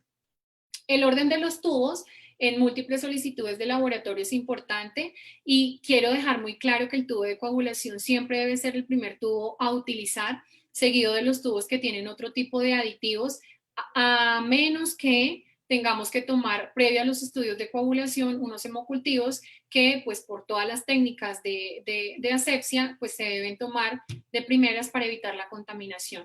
Después de hemocultivos siempre irá el tubo de coagulación y de ahí en adelante los demás tubos que tienen los aditivos procoagulantes y anticoagulantes. En cuanto al torniquete, las recomendaciones puntuales en hemostasia son que sí se puede utilizar, pero no se puede utilizar por más de un minuto. El torniquete puede generar un éxtasis venoso que lleva a una hemoconcentración, elevación de factores de reactantes de fase aguda y puede embolizar la muestra. Entonces, el torniquete no se puede usar por más de un minuto. En aquellos pacientes de difícil acceso venoso, lo que hacemos es colocar la liga para intentar identificar o hacer la búsqueda de la vena, y posterior a eso pues retiramos, dejamos que haya un flujo venoso por 2 minutos y volvemos a colocar para hacer la búsqueda. Entonces no hay que ajustar exageradamente, debe estar siempre 7 a 10 centímetros sobre el sitio de la punción y retirar tan pronto como fluye la sangre. El llenado del tubo permitido siempre va a ser proporción 9 a 1, donde vamos a tener la cantidad anticoagulante exacta para la proporción de sangre. Permitimos un 10% por abajo y por arriba de la marca nominal. Es decir que si nosotros tenemos del 90 al 110%, no vamos a tener afectación en las pruebas de coagulación. Es importante que en pacientes que tienen hematocritos elevados por encima del 55%, deben hacer una fórmula de corrección para la cantidad de muestra que se le va a tomar al paciente, ya que al perder la proporción puede generar una prolongación de los tiempos de coagulación y pues va a generar un resultado falsamente prolongado. Entonces hay dos fórmulas de corrección. Cualquiera de los dos que utilicemos para el cálculo, pues nos va a dar exactamente el mismo resultado en la cantidad de citrato que debemos utilizar o ajustar en este tipo de pacientes. Lo que hacemos siempre es retirar parte del citrato que tiene el tubo original para esa relación 9 a 1, por lo cual uno de los puntos que siempre debemos vigilar o preguntar en la anamnesis del paciente es si tiene un cuadro hemático reciente, intentar revisar el valor de hematocrito en pacientes que tienen PTTs prolongados, hallados de manera incidental o ante prequirúrgicos y que nunca han tenido una manifestación de sangrado. Una de las causas puede ser el hematocrito elevado. En cuanto a mezcla y centrifugación, la mezcla ya está determinada que tiene que ser 3 a 6 veces por inmersión suave, menos de 3 veces lleva a la formación de microcoágulos, más de 6 veces puede hemolizar la muestra, activar factores como el factor 7 o estudios de función plaquetaria, por lo cual debe estar dentro de este rango de mezcla. La centrifugación recomendada son 1500 gravedades por 15 minutos, aunque estas gravedades pues van a tener que ser ajustadas a través de un cálculo dependiendo del radio del rotor de la centrífuga para poder establecer como esa fuerza centrífuga relativa en cuanto a revoluciones por minuto. Entonces hay tablas que ya nos dejan ver de acuerdo al calibre o al radio del rotor más bien, establecer cuáles son las revoluciones que yo puedo utilizar para obtener un plasma rico o un plasma pobre en plaquetas. En general, el plasma son 1500 gravedades por 15 minutos y las pueden interpolar en la tabla para convertir a revoluciones por minuto. En centrifugación, ¿qué se recomienda? En hemostasia debemos intentar ajustar nuestros protocolos para que la muestra se centrifugue en la primera hora de la toma de la muestra. Nuestras muestras ya sabemos que son estables 4 horas y que en esas 4 horas vamos a tener el tiempo suficiente de definir qué vamos a hacer con la muestra, pero la centrifugación ideal es dentro de la primera hora posterior a la toma de la muestra. ¿Cómo podemos nosotros evitar la hemólisis en estos pacientes con alteraciones de la coagulación? Nunca extraigan la sangre de un hematoma que ya traiga el paciente. Por eso una de las cosas que veíamos al evaluar la zona a la selección del sitio de punción era si ya venía puncionado de otro lugar. Nunca debemos extraer sangre del mismo lugar o de un hematoma. Debemos asegurarnos bien que las agujas estén ancladas a su mecanismo de toma para evitar la formación de espuma. Nunca realizar en ellos una búsqueda intravenosa. Hay que estar muy seguros de la ubicación de la vena. Si ingresamos y no obtenemos retorno, es mejor retirar y hacer una nueva punción. Invertir suavemente el tubo con la muestra recolectada, no hay que mezclar vigorosamente.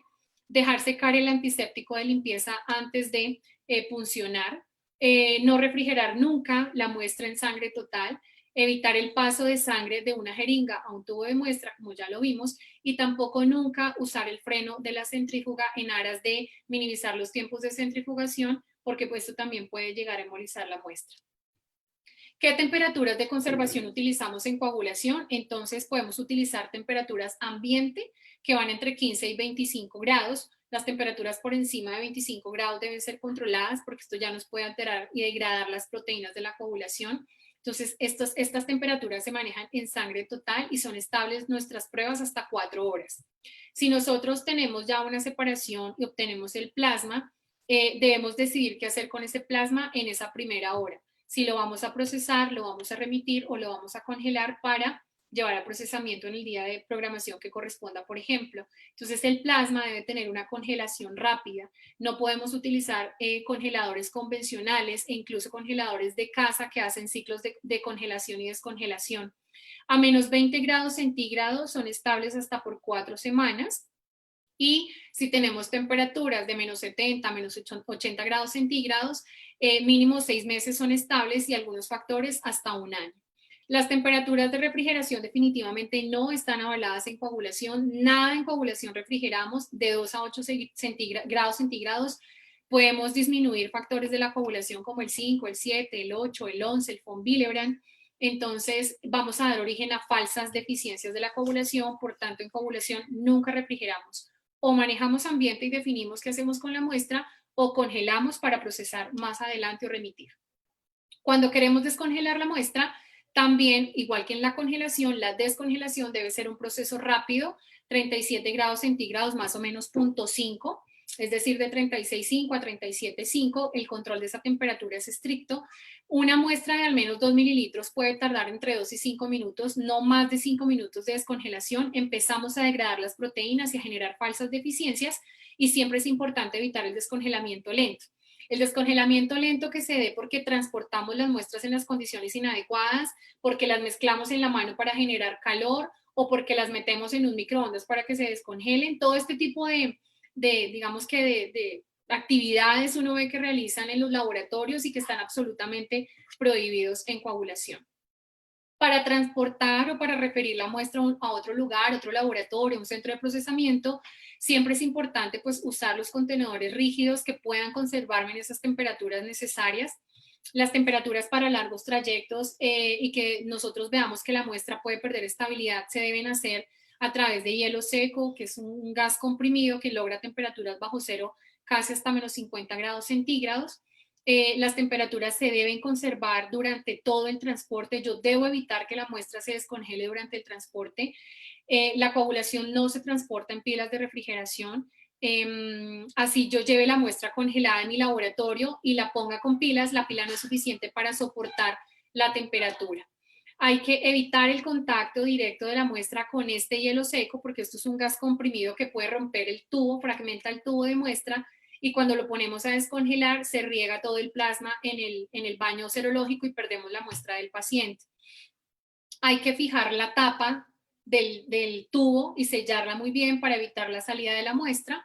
Mantener la muestra siempre en posición vertical por varias razones. Una de ellas es que si nosotros dejamos las muestras inclinadas, hay unos espacios de oxígeno que cambian el pH de la muestra y alteran los factores. O las muestras se congelan acostadas y cuando vamos a hacer destapamiento de la muestra, se nos queda parte del plasma congelado en la tapa y esto pues ya no lo podemos devolver a la muestra original y entonces perdemos muestra. Y evitar el transporte de muestras de sangre total y muestras de plasma en un mismo contenedor, ya que son temperaturas diferentes. Recordemos que sangre total es a temperatura ambiente y plasma en congelación.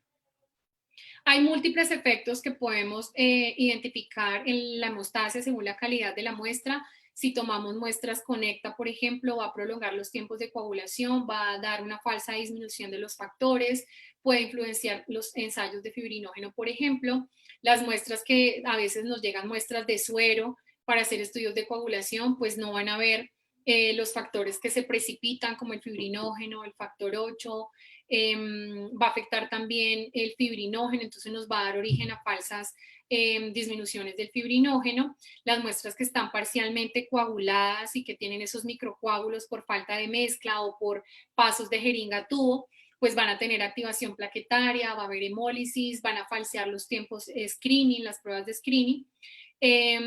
Si el tubo está subllenado, por encima de ese 10% más de la marca nominal, va a prolongar tiempos de coagulación y subestimar algunos factores, y las contaminaciones que pueden surgir con otros anticoagulantes por no conservar el orden de toma de muestra de los tubos, pues va también a prolongar algunos tiempos de screening o a falsear algunos factores también.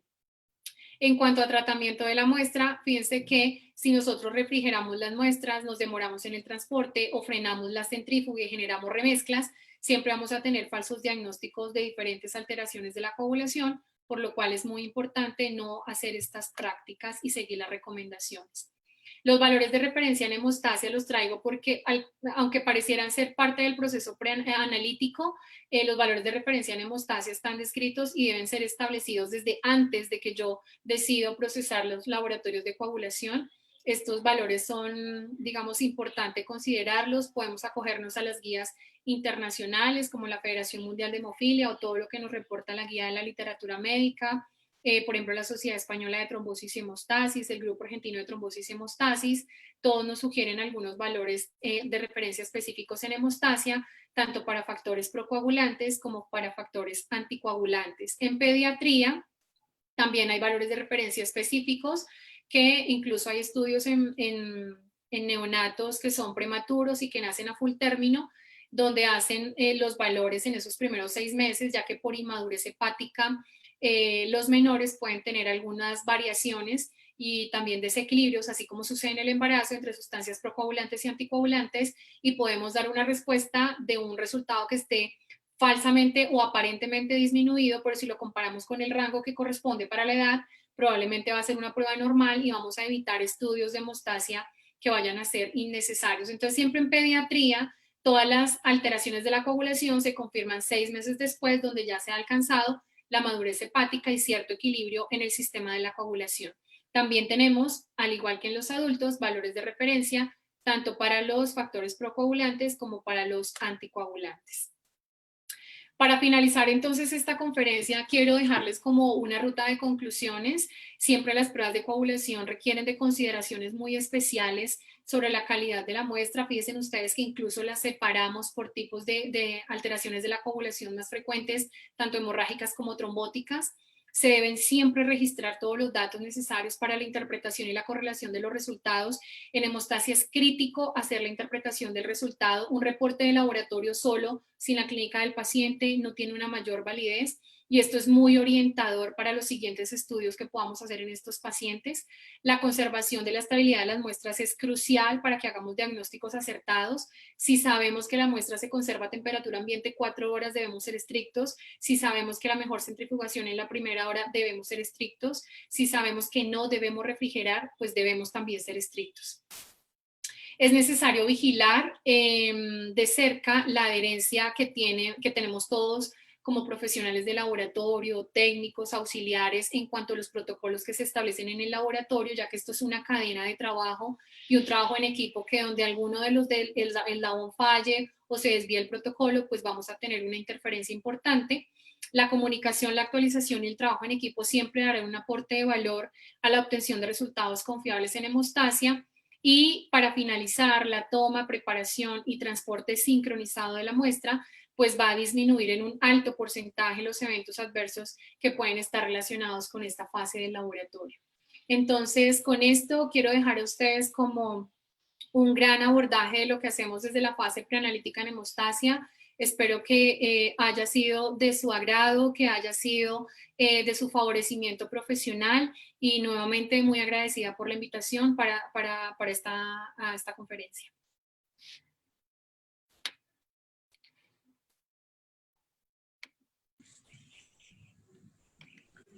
Bien, pueden dejar sus comentarios, pueden dejar sus preguntas para que la doctora pase a responderlas, por favor.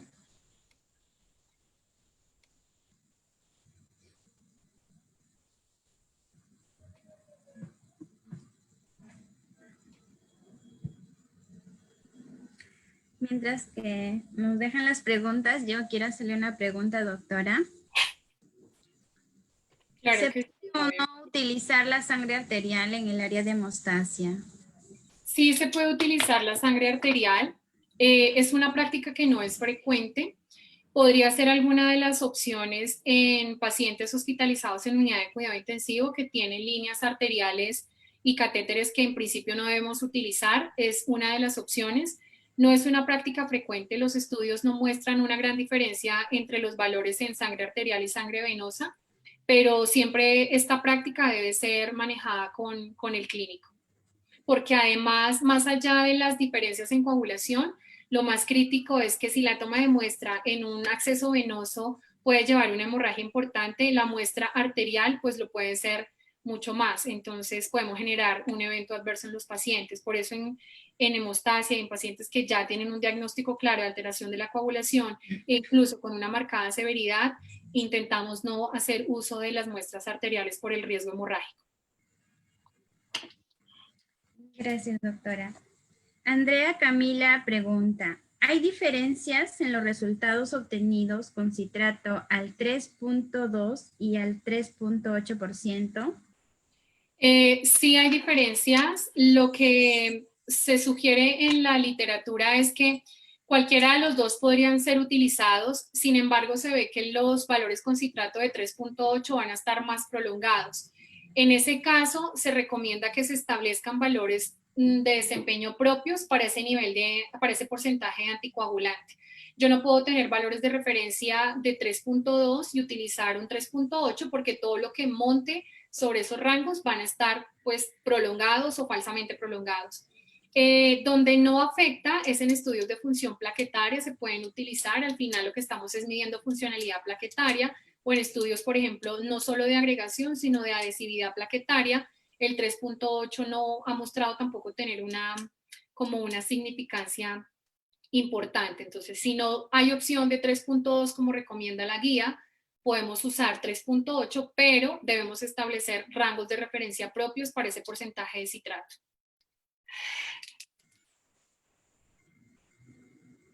Javier Tapia dice, buenas noches, ¿qué opinión tiene con respecto al uso de las técnicas manuales para el tiempo de protombina y el tiempo de tromboplastina? Bueno, yo cuando estudié la hemostasia a partir de las técnicas manuales, incluso la comprobación de los factores de la coagulación, que todavía es mucho más complejo hacerlo a través de técnica manual, pero teniendo una apropiada técnica, son absolutamente comparables con los métodos automatizados. Hay muchos lugares en donde no tenemos todavía la posibilidad de tener equipos que nos permitan de manera automatizada realizar los tiempos de coagulación. Lo más importante es la técnica apropiada para que mantengamos sobre todo la temperatura durante la formación de coágulo, el sacar el tubo del baño serológico para hacer la mezcla y la visualización del coágulo, pues no es conveniente porque hacemos pérdidas de las temperaturas y cambios de los pH de la muestra y podemos alterar la formación de fibrina. Entonces, desde que tengamos una técnica apropiada, protocolizada, muy bien estandarizada, pues está muy bien utilizarlo. Lo que uno intenta en el laboratorio de hemostasia es cada vez ir buscando las prácticas de mejora. Podría uno incluso saltar paso a paso de las técnicas manuales a las técnicas semiautomatizadas para luego alcanzar de pronto un nivel superior de equipos o de tecnologías que nos brinden una mayor seguridad. Pero conozco gente que tiene un entrenamiento muy adecuado y realmente los resultados son absolutamente equiparables a otras tecnologías ya superiores. Andrea Camila dice, a los pacientes hemoconcentrados mayor del 55% se les hace corrección para la toma de muestra. ¿Los pacientes con anemia crónica también se les debe hacer corrección? Bueno, esa es una muy buena pregunta que no la mencioné en la conferencia. En los primeros estudios que se hacían en coagulación se recomendaba hacer la corrección del hematocrito por debajo de 30 y por encima de 55. Los estudios más recientes nos muestran que el ajuste en los valores que están inferiores a hematocritos de 30 ya no son necesarios porque no han mostrado una gran diferencia. ¿Qué es lo que sucede acá? Eso tiene como una explicación un poco más desde la bioquímica.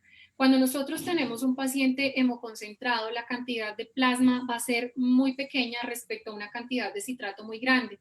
Cuando nosotros llevamos esa muestra así desproporcionada y analizamos la muestra en el laboratorio, esa cantidad de citrato que me quedó sobrante y que no logró unirse a esa poquito de muestra, va a ser unida al calcio que yo le pongo en el reactivo en el tiempo de coagulación. Entonces esto genera una inhibición de ese calcio y por lo tanto una prolongación del tiempo de coagulación. Es el mecanismo de prolongación en pacientes hemoconcentrados.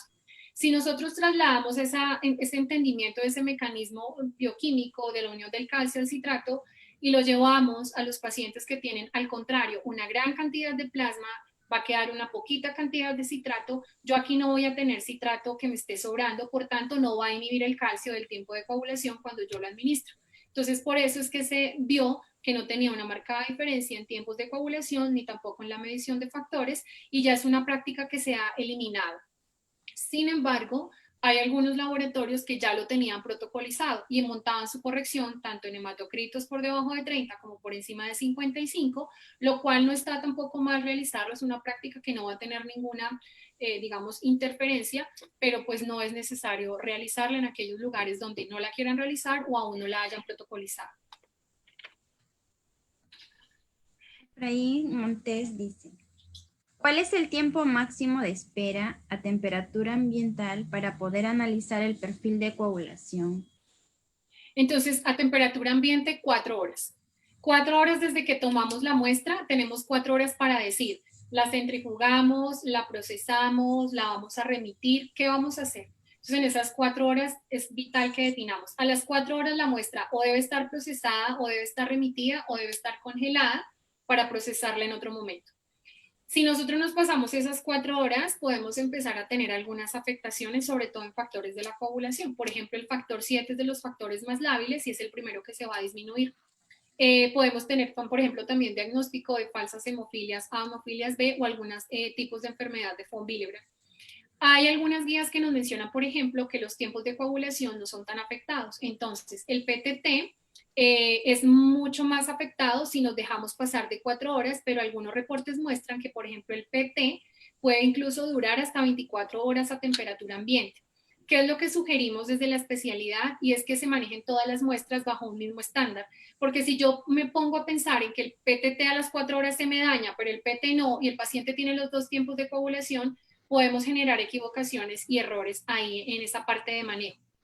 Los pacientes anticoagulados, por ejemplo, con heparinas, ellos a la hora de hacer la toma de la muestra empiezan a perder estabilidad.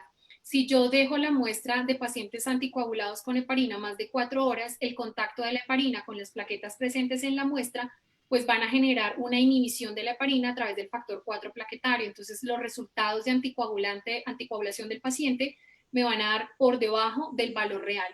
Y eso puede llevar a que el paciente tenga una necesidad para el clínico de incrementar la dosis de anticoagulante cuando no lo necesita, generando un efecto o digamos que un riesgo de que tenga una hemorragia a estos pacientes por aumentos de dosis de anticoagulantes innecesarios.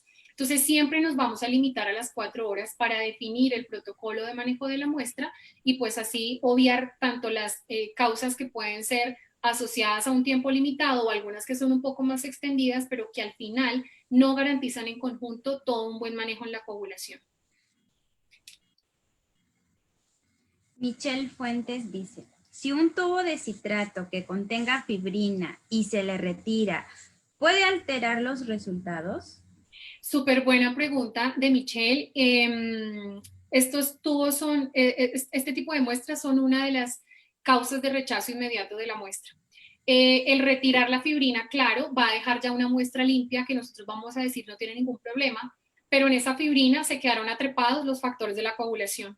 Entonces, sobre todo los factores que se precipitan rápidamente, como el factor 8, el 3, el fibrinógeno, eso todo se va atrapado en esa malla de fibrina. Entonces, vamos a dar origen nuevamente a falsas deficiencias de la coagulación. En esos pacientes es muy frecuente que el uso de ese tipo de muestras nos lleve a diagnósticos de hemofilia y de enfermedad de von Willebrand. De hecho, hay literatura en la revista de hemofilia, que es una de las revistas que más nos habla de este tipo de coagulopatías, estudios específicos de causas puntuales que llevan a diagnósticos falsos de hemofilia y de von Willebrand. Y una de ellas es eso, el retirar la fibrina de las muestras. Tenemos una pregunta del licenciado Henry Joel. Dice, excelente ponencia y buena información.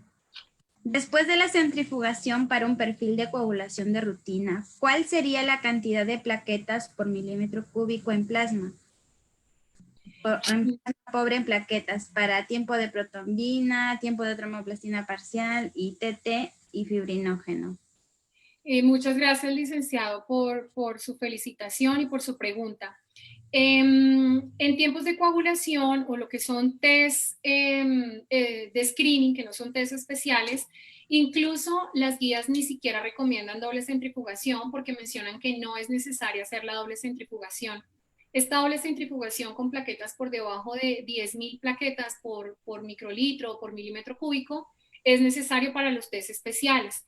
En los test de screening podemos hacer una centrifugación individual, incluso con plaquetas hasta 200.000, no interfieren en la lectura de los test screening.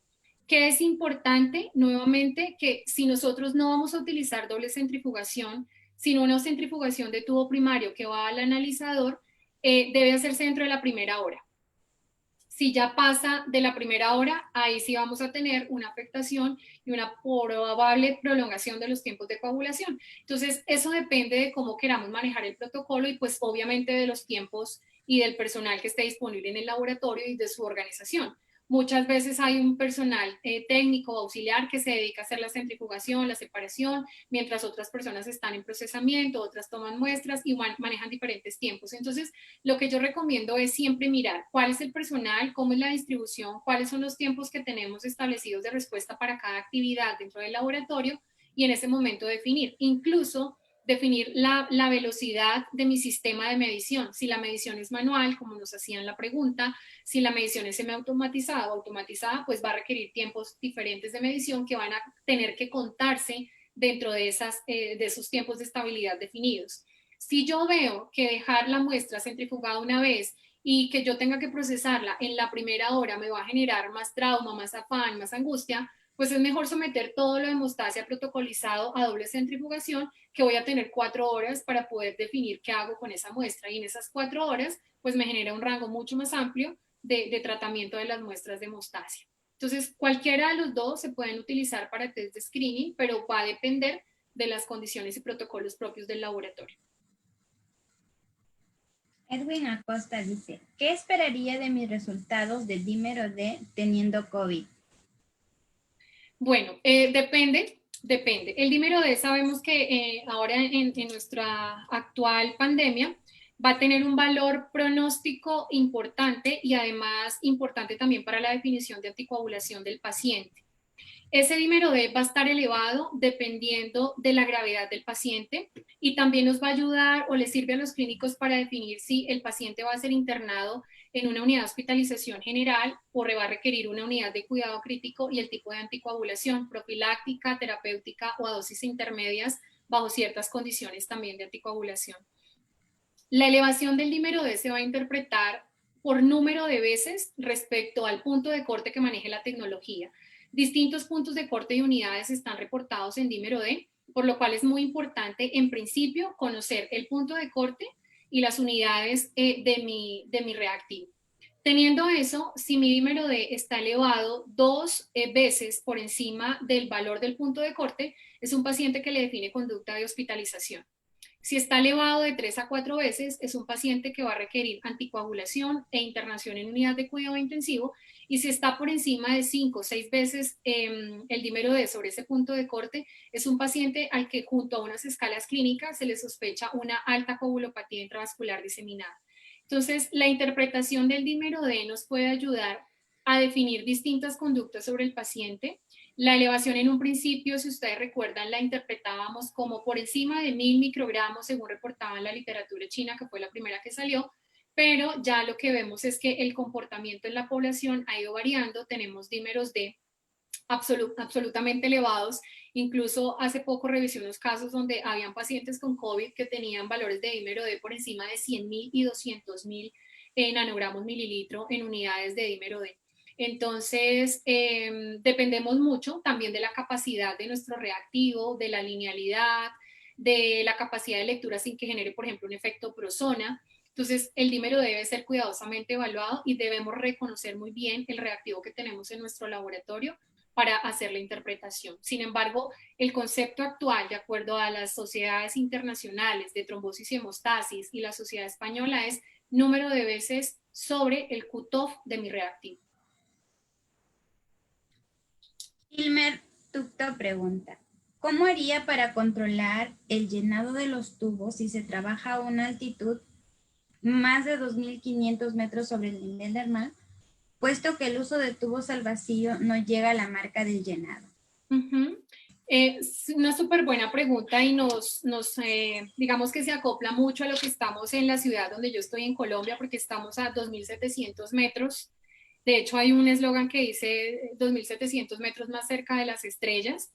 Y lo que hacemos es que recordemos que podemos tener, hay dos condiciones que revisar. La primera es vigilar, porque en alguna oportunidad en una asesoría lo que pasaba era eso, y era que el tubo, desde su expedición de la casa comercial, tenía un subllenado, el lote de tubos tenía un subllenado comparado con los otros tubos. Entonces siempre cuando tiene ese subllenado que es tan marcado por debajo del 10% de la marca nominal, hay que irse a evaluar el lote e intentar comparar con otro lote de tubo o con otro laboratorio.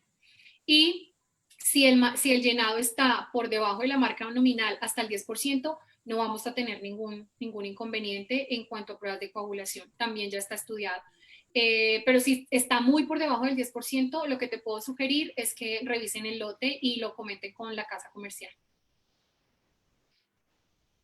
Ronald Vidal dice, ¿podría decirnos cuál es el fundamento del orden del llenado de las muestras sanguíneas y en qué base, a qué literatura está basado dicho orden? Claro que sí. Las guías CLSI nos muestran el orden, como les mencionaba, hay diferentes guías, tanto para tomas de muestra como para pruebas de coagulación específicamente. Ahí ellas nos marcan la referencia para el orden del llenado.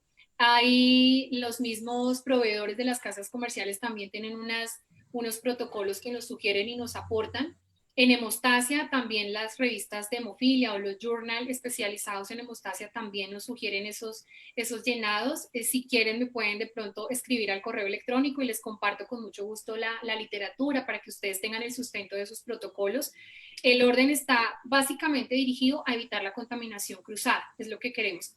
Y si nosotros utilizamos un tubo que tenga un aditivo de anticoagulante antes de nuestro citrato de sodio, por ejemplo, si tomamos un tubo de heparina, antes de tomar el tubo con citrato de sodio, la heparina al insertar el tubo del llenado, estoy hablando por mecanismo de Vacutainer, al insertar nuevamente el tubo de citrato ya queda un resto de heparina en la liga verde.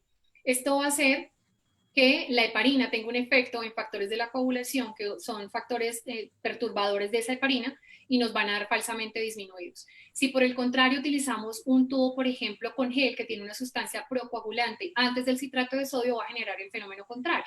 Nos va a tener un efecto procoagulante previo que va a disminuir, alterar esas pruebas de coagulación. Entonces, cualquiera de las dos genera una alteración. Por eso se sugiere siempre tomar de primeras el citrato de sodio, salvo que tengamos que tomar unos hemocultivos primero.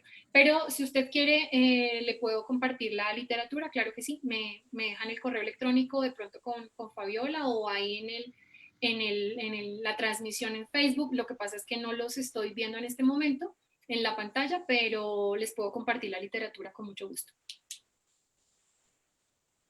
Rosa Suárez pregunta, ¿un tubo de citrato que contiene exceso de burbuja y le piden perfil se rechazaría? ¿Cuál sería el fundamento para el rechazo?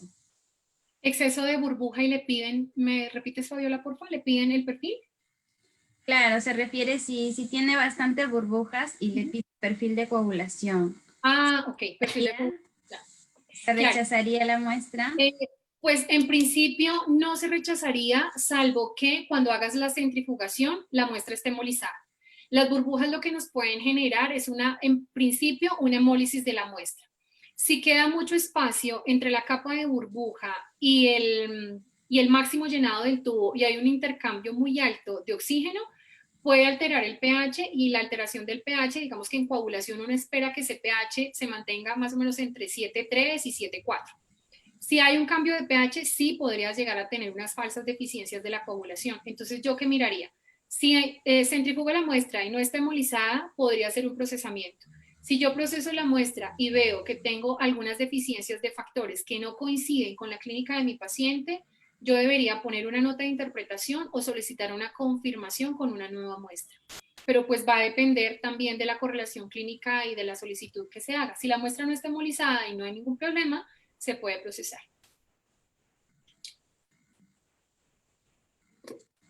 Daniela pregunta, recomendaciones preanalíticas para la toma de muestra de dímero D.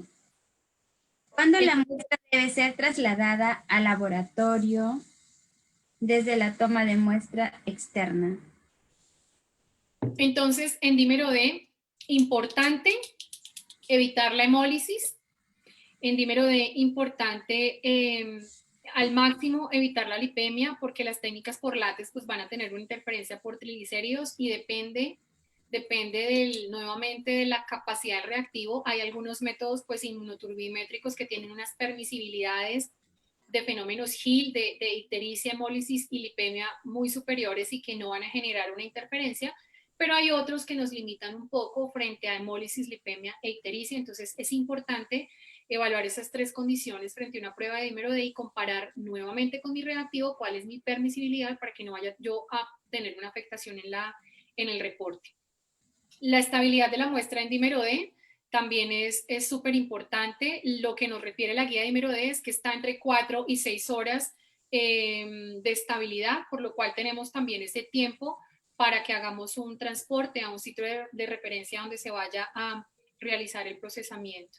Básicamente eso. Además, bueno, otra cosa importante es no tomar de los accesos venosos centrales, nuevamente, o que tengan catéteres, por ejemplo, heparinizados, porque pues vamos a generar una alteración en la formación de la fibrina y esto va a llevar a una prolongación también del dímero D y a tener algunas interferencias. Importante en dímero D, en pacientes hospitalizados, ese aspecto de la toma de la muestra, del lugar de donde se está tomando, porque en hospitalizados con mucha frecuencia llegan muestras de líneas centrales o de catéteres heparinizados.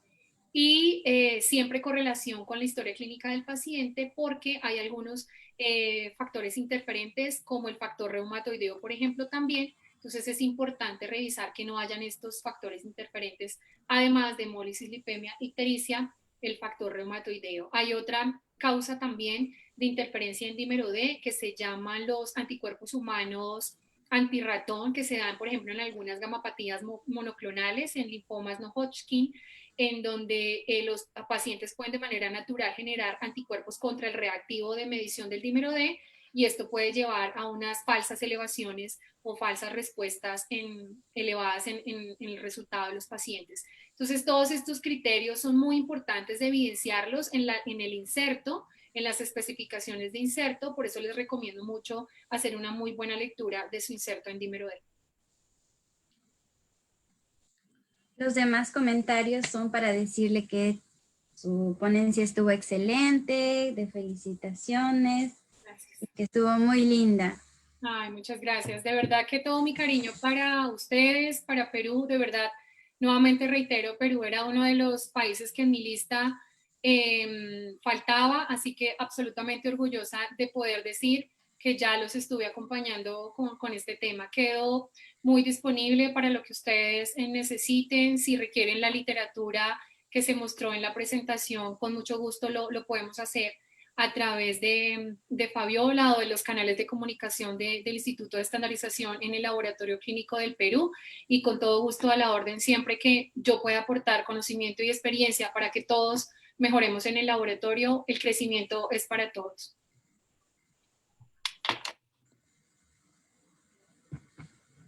Agradecerles a todos por su participación, que nos han venido viendo a través de Facebook. Muchas gracias, y comentarles, todos los que deseen certificado pueden escribirnos a la página oficial, y hacerles recordar que el día viernes tenemos una ponencia con el licenciado Luis Calderón Cumpa con el tema Banco de Sangre en tiempos de COVID, placa hiperinmune. Muchísimas gracias, doctora, por su apoyo, por su colaboración con el Instituto de Estandarización. Esperamos contar con su apoyo para las demás ponencias, quizás en el futuro. Gracias. Fabiola. Gracias a ustedes, un gusto, es un placer. Gracias. Hasta una próxima oportunidad.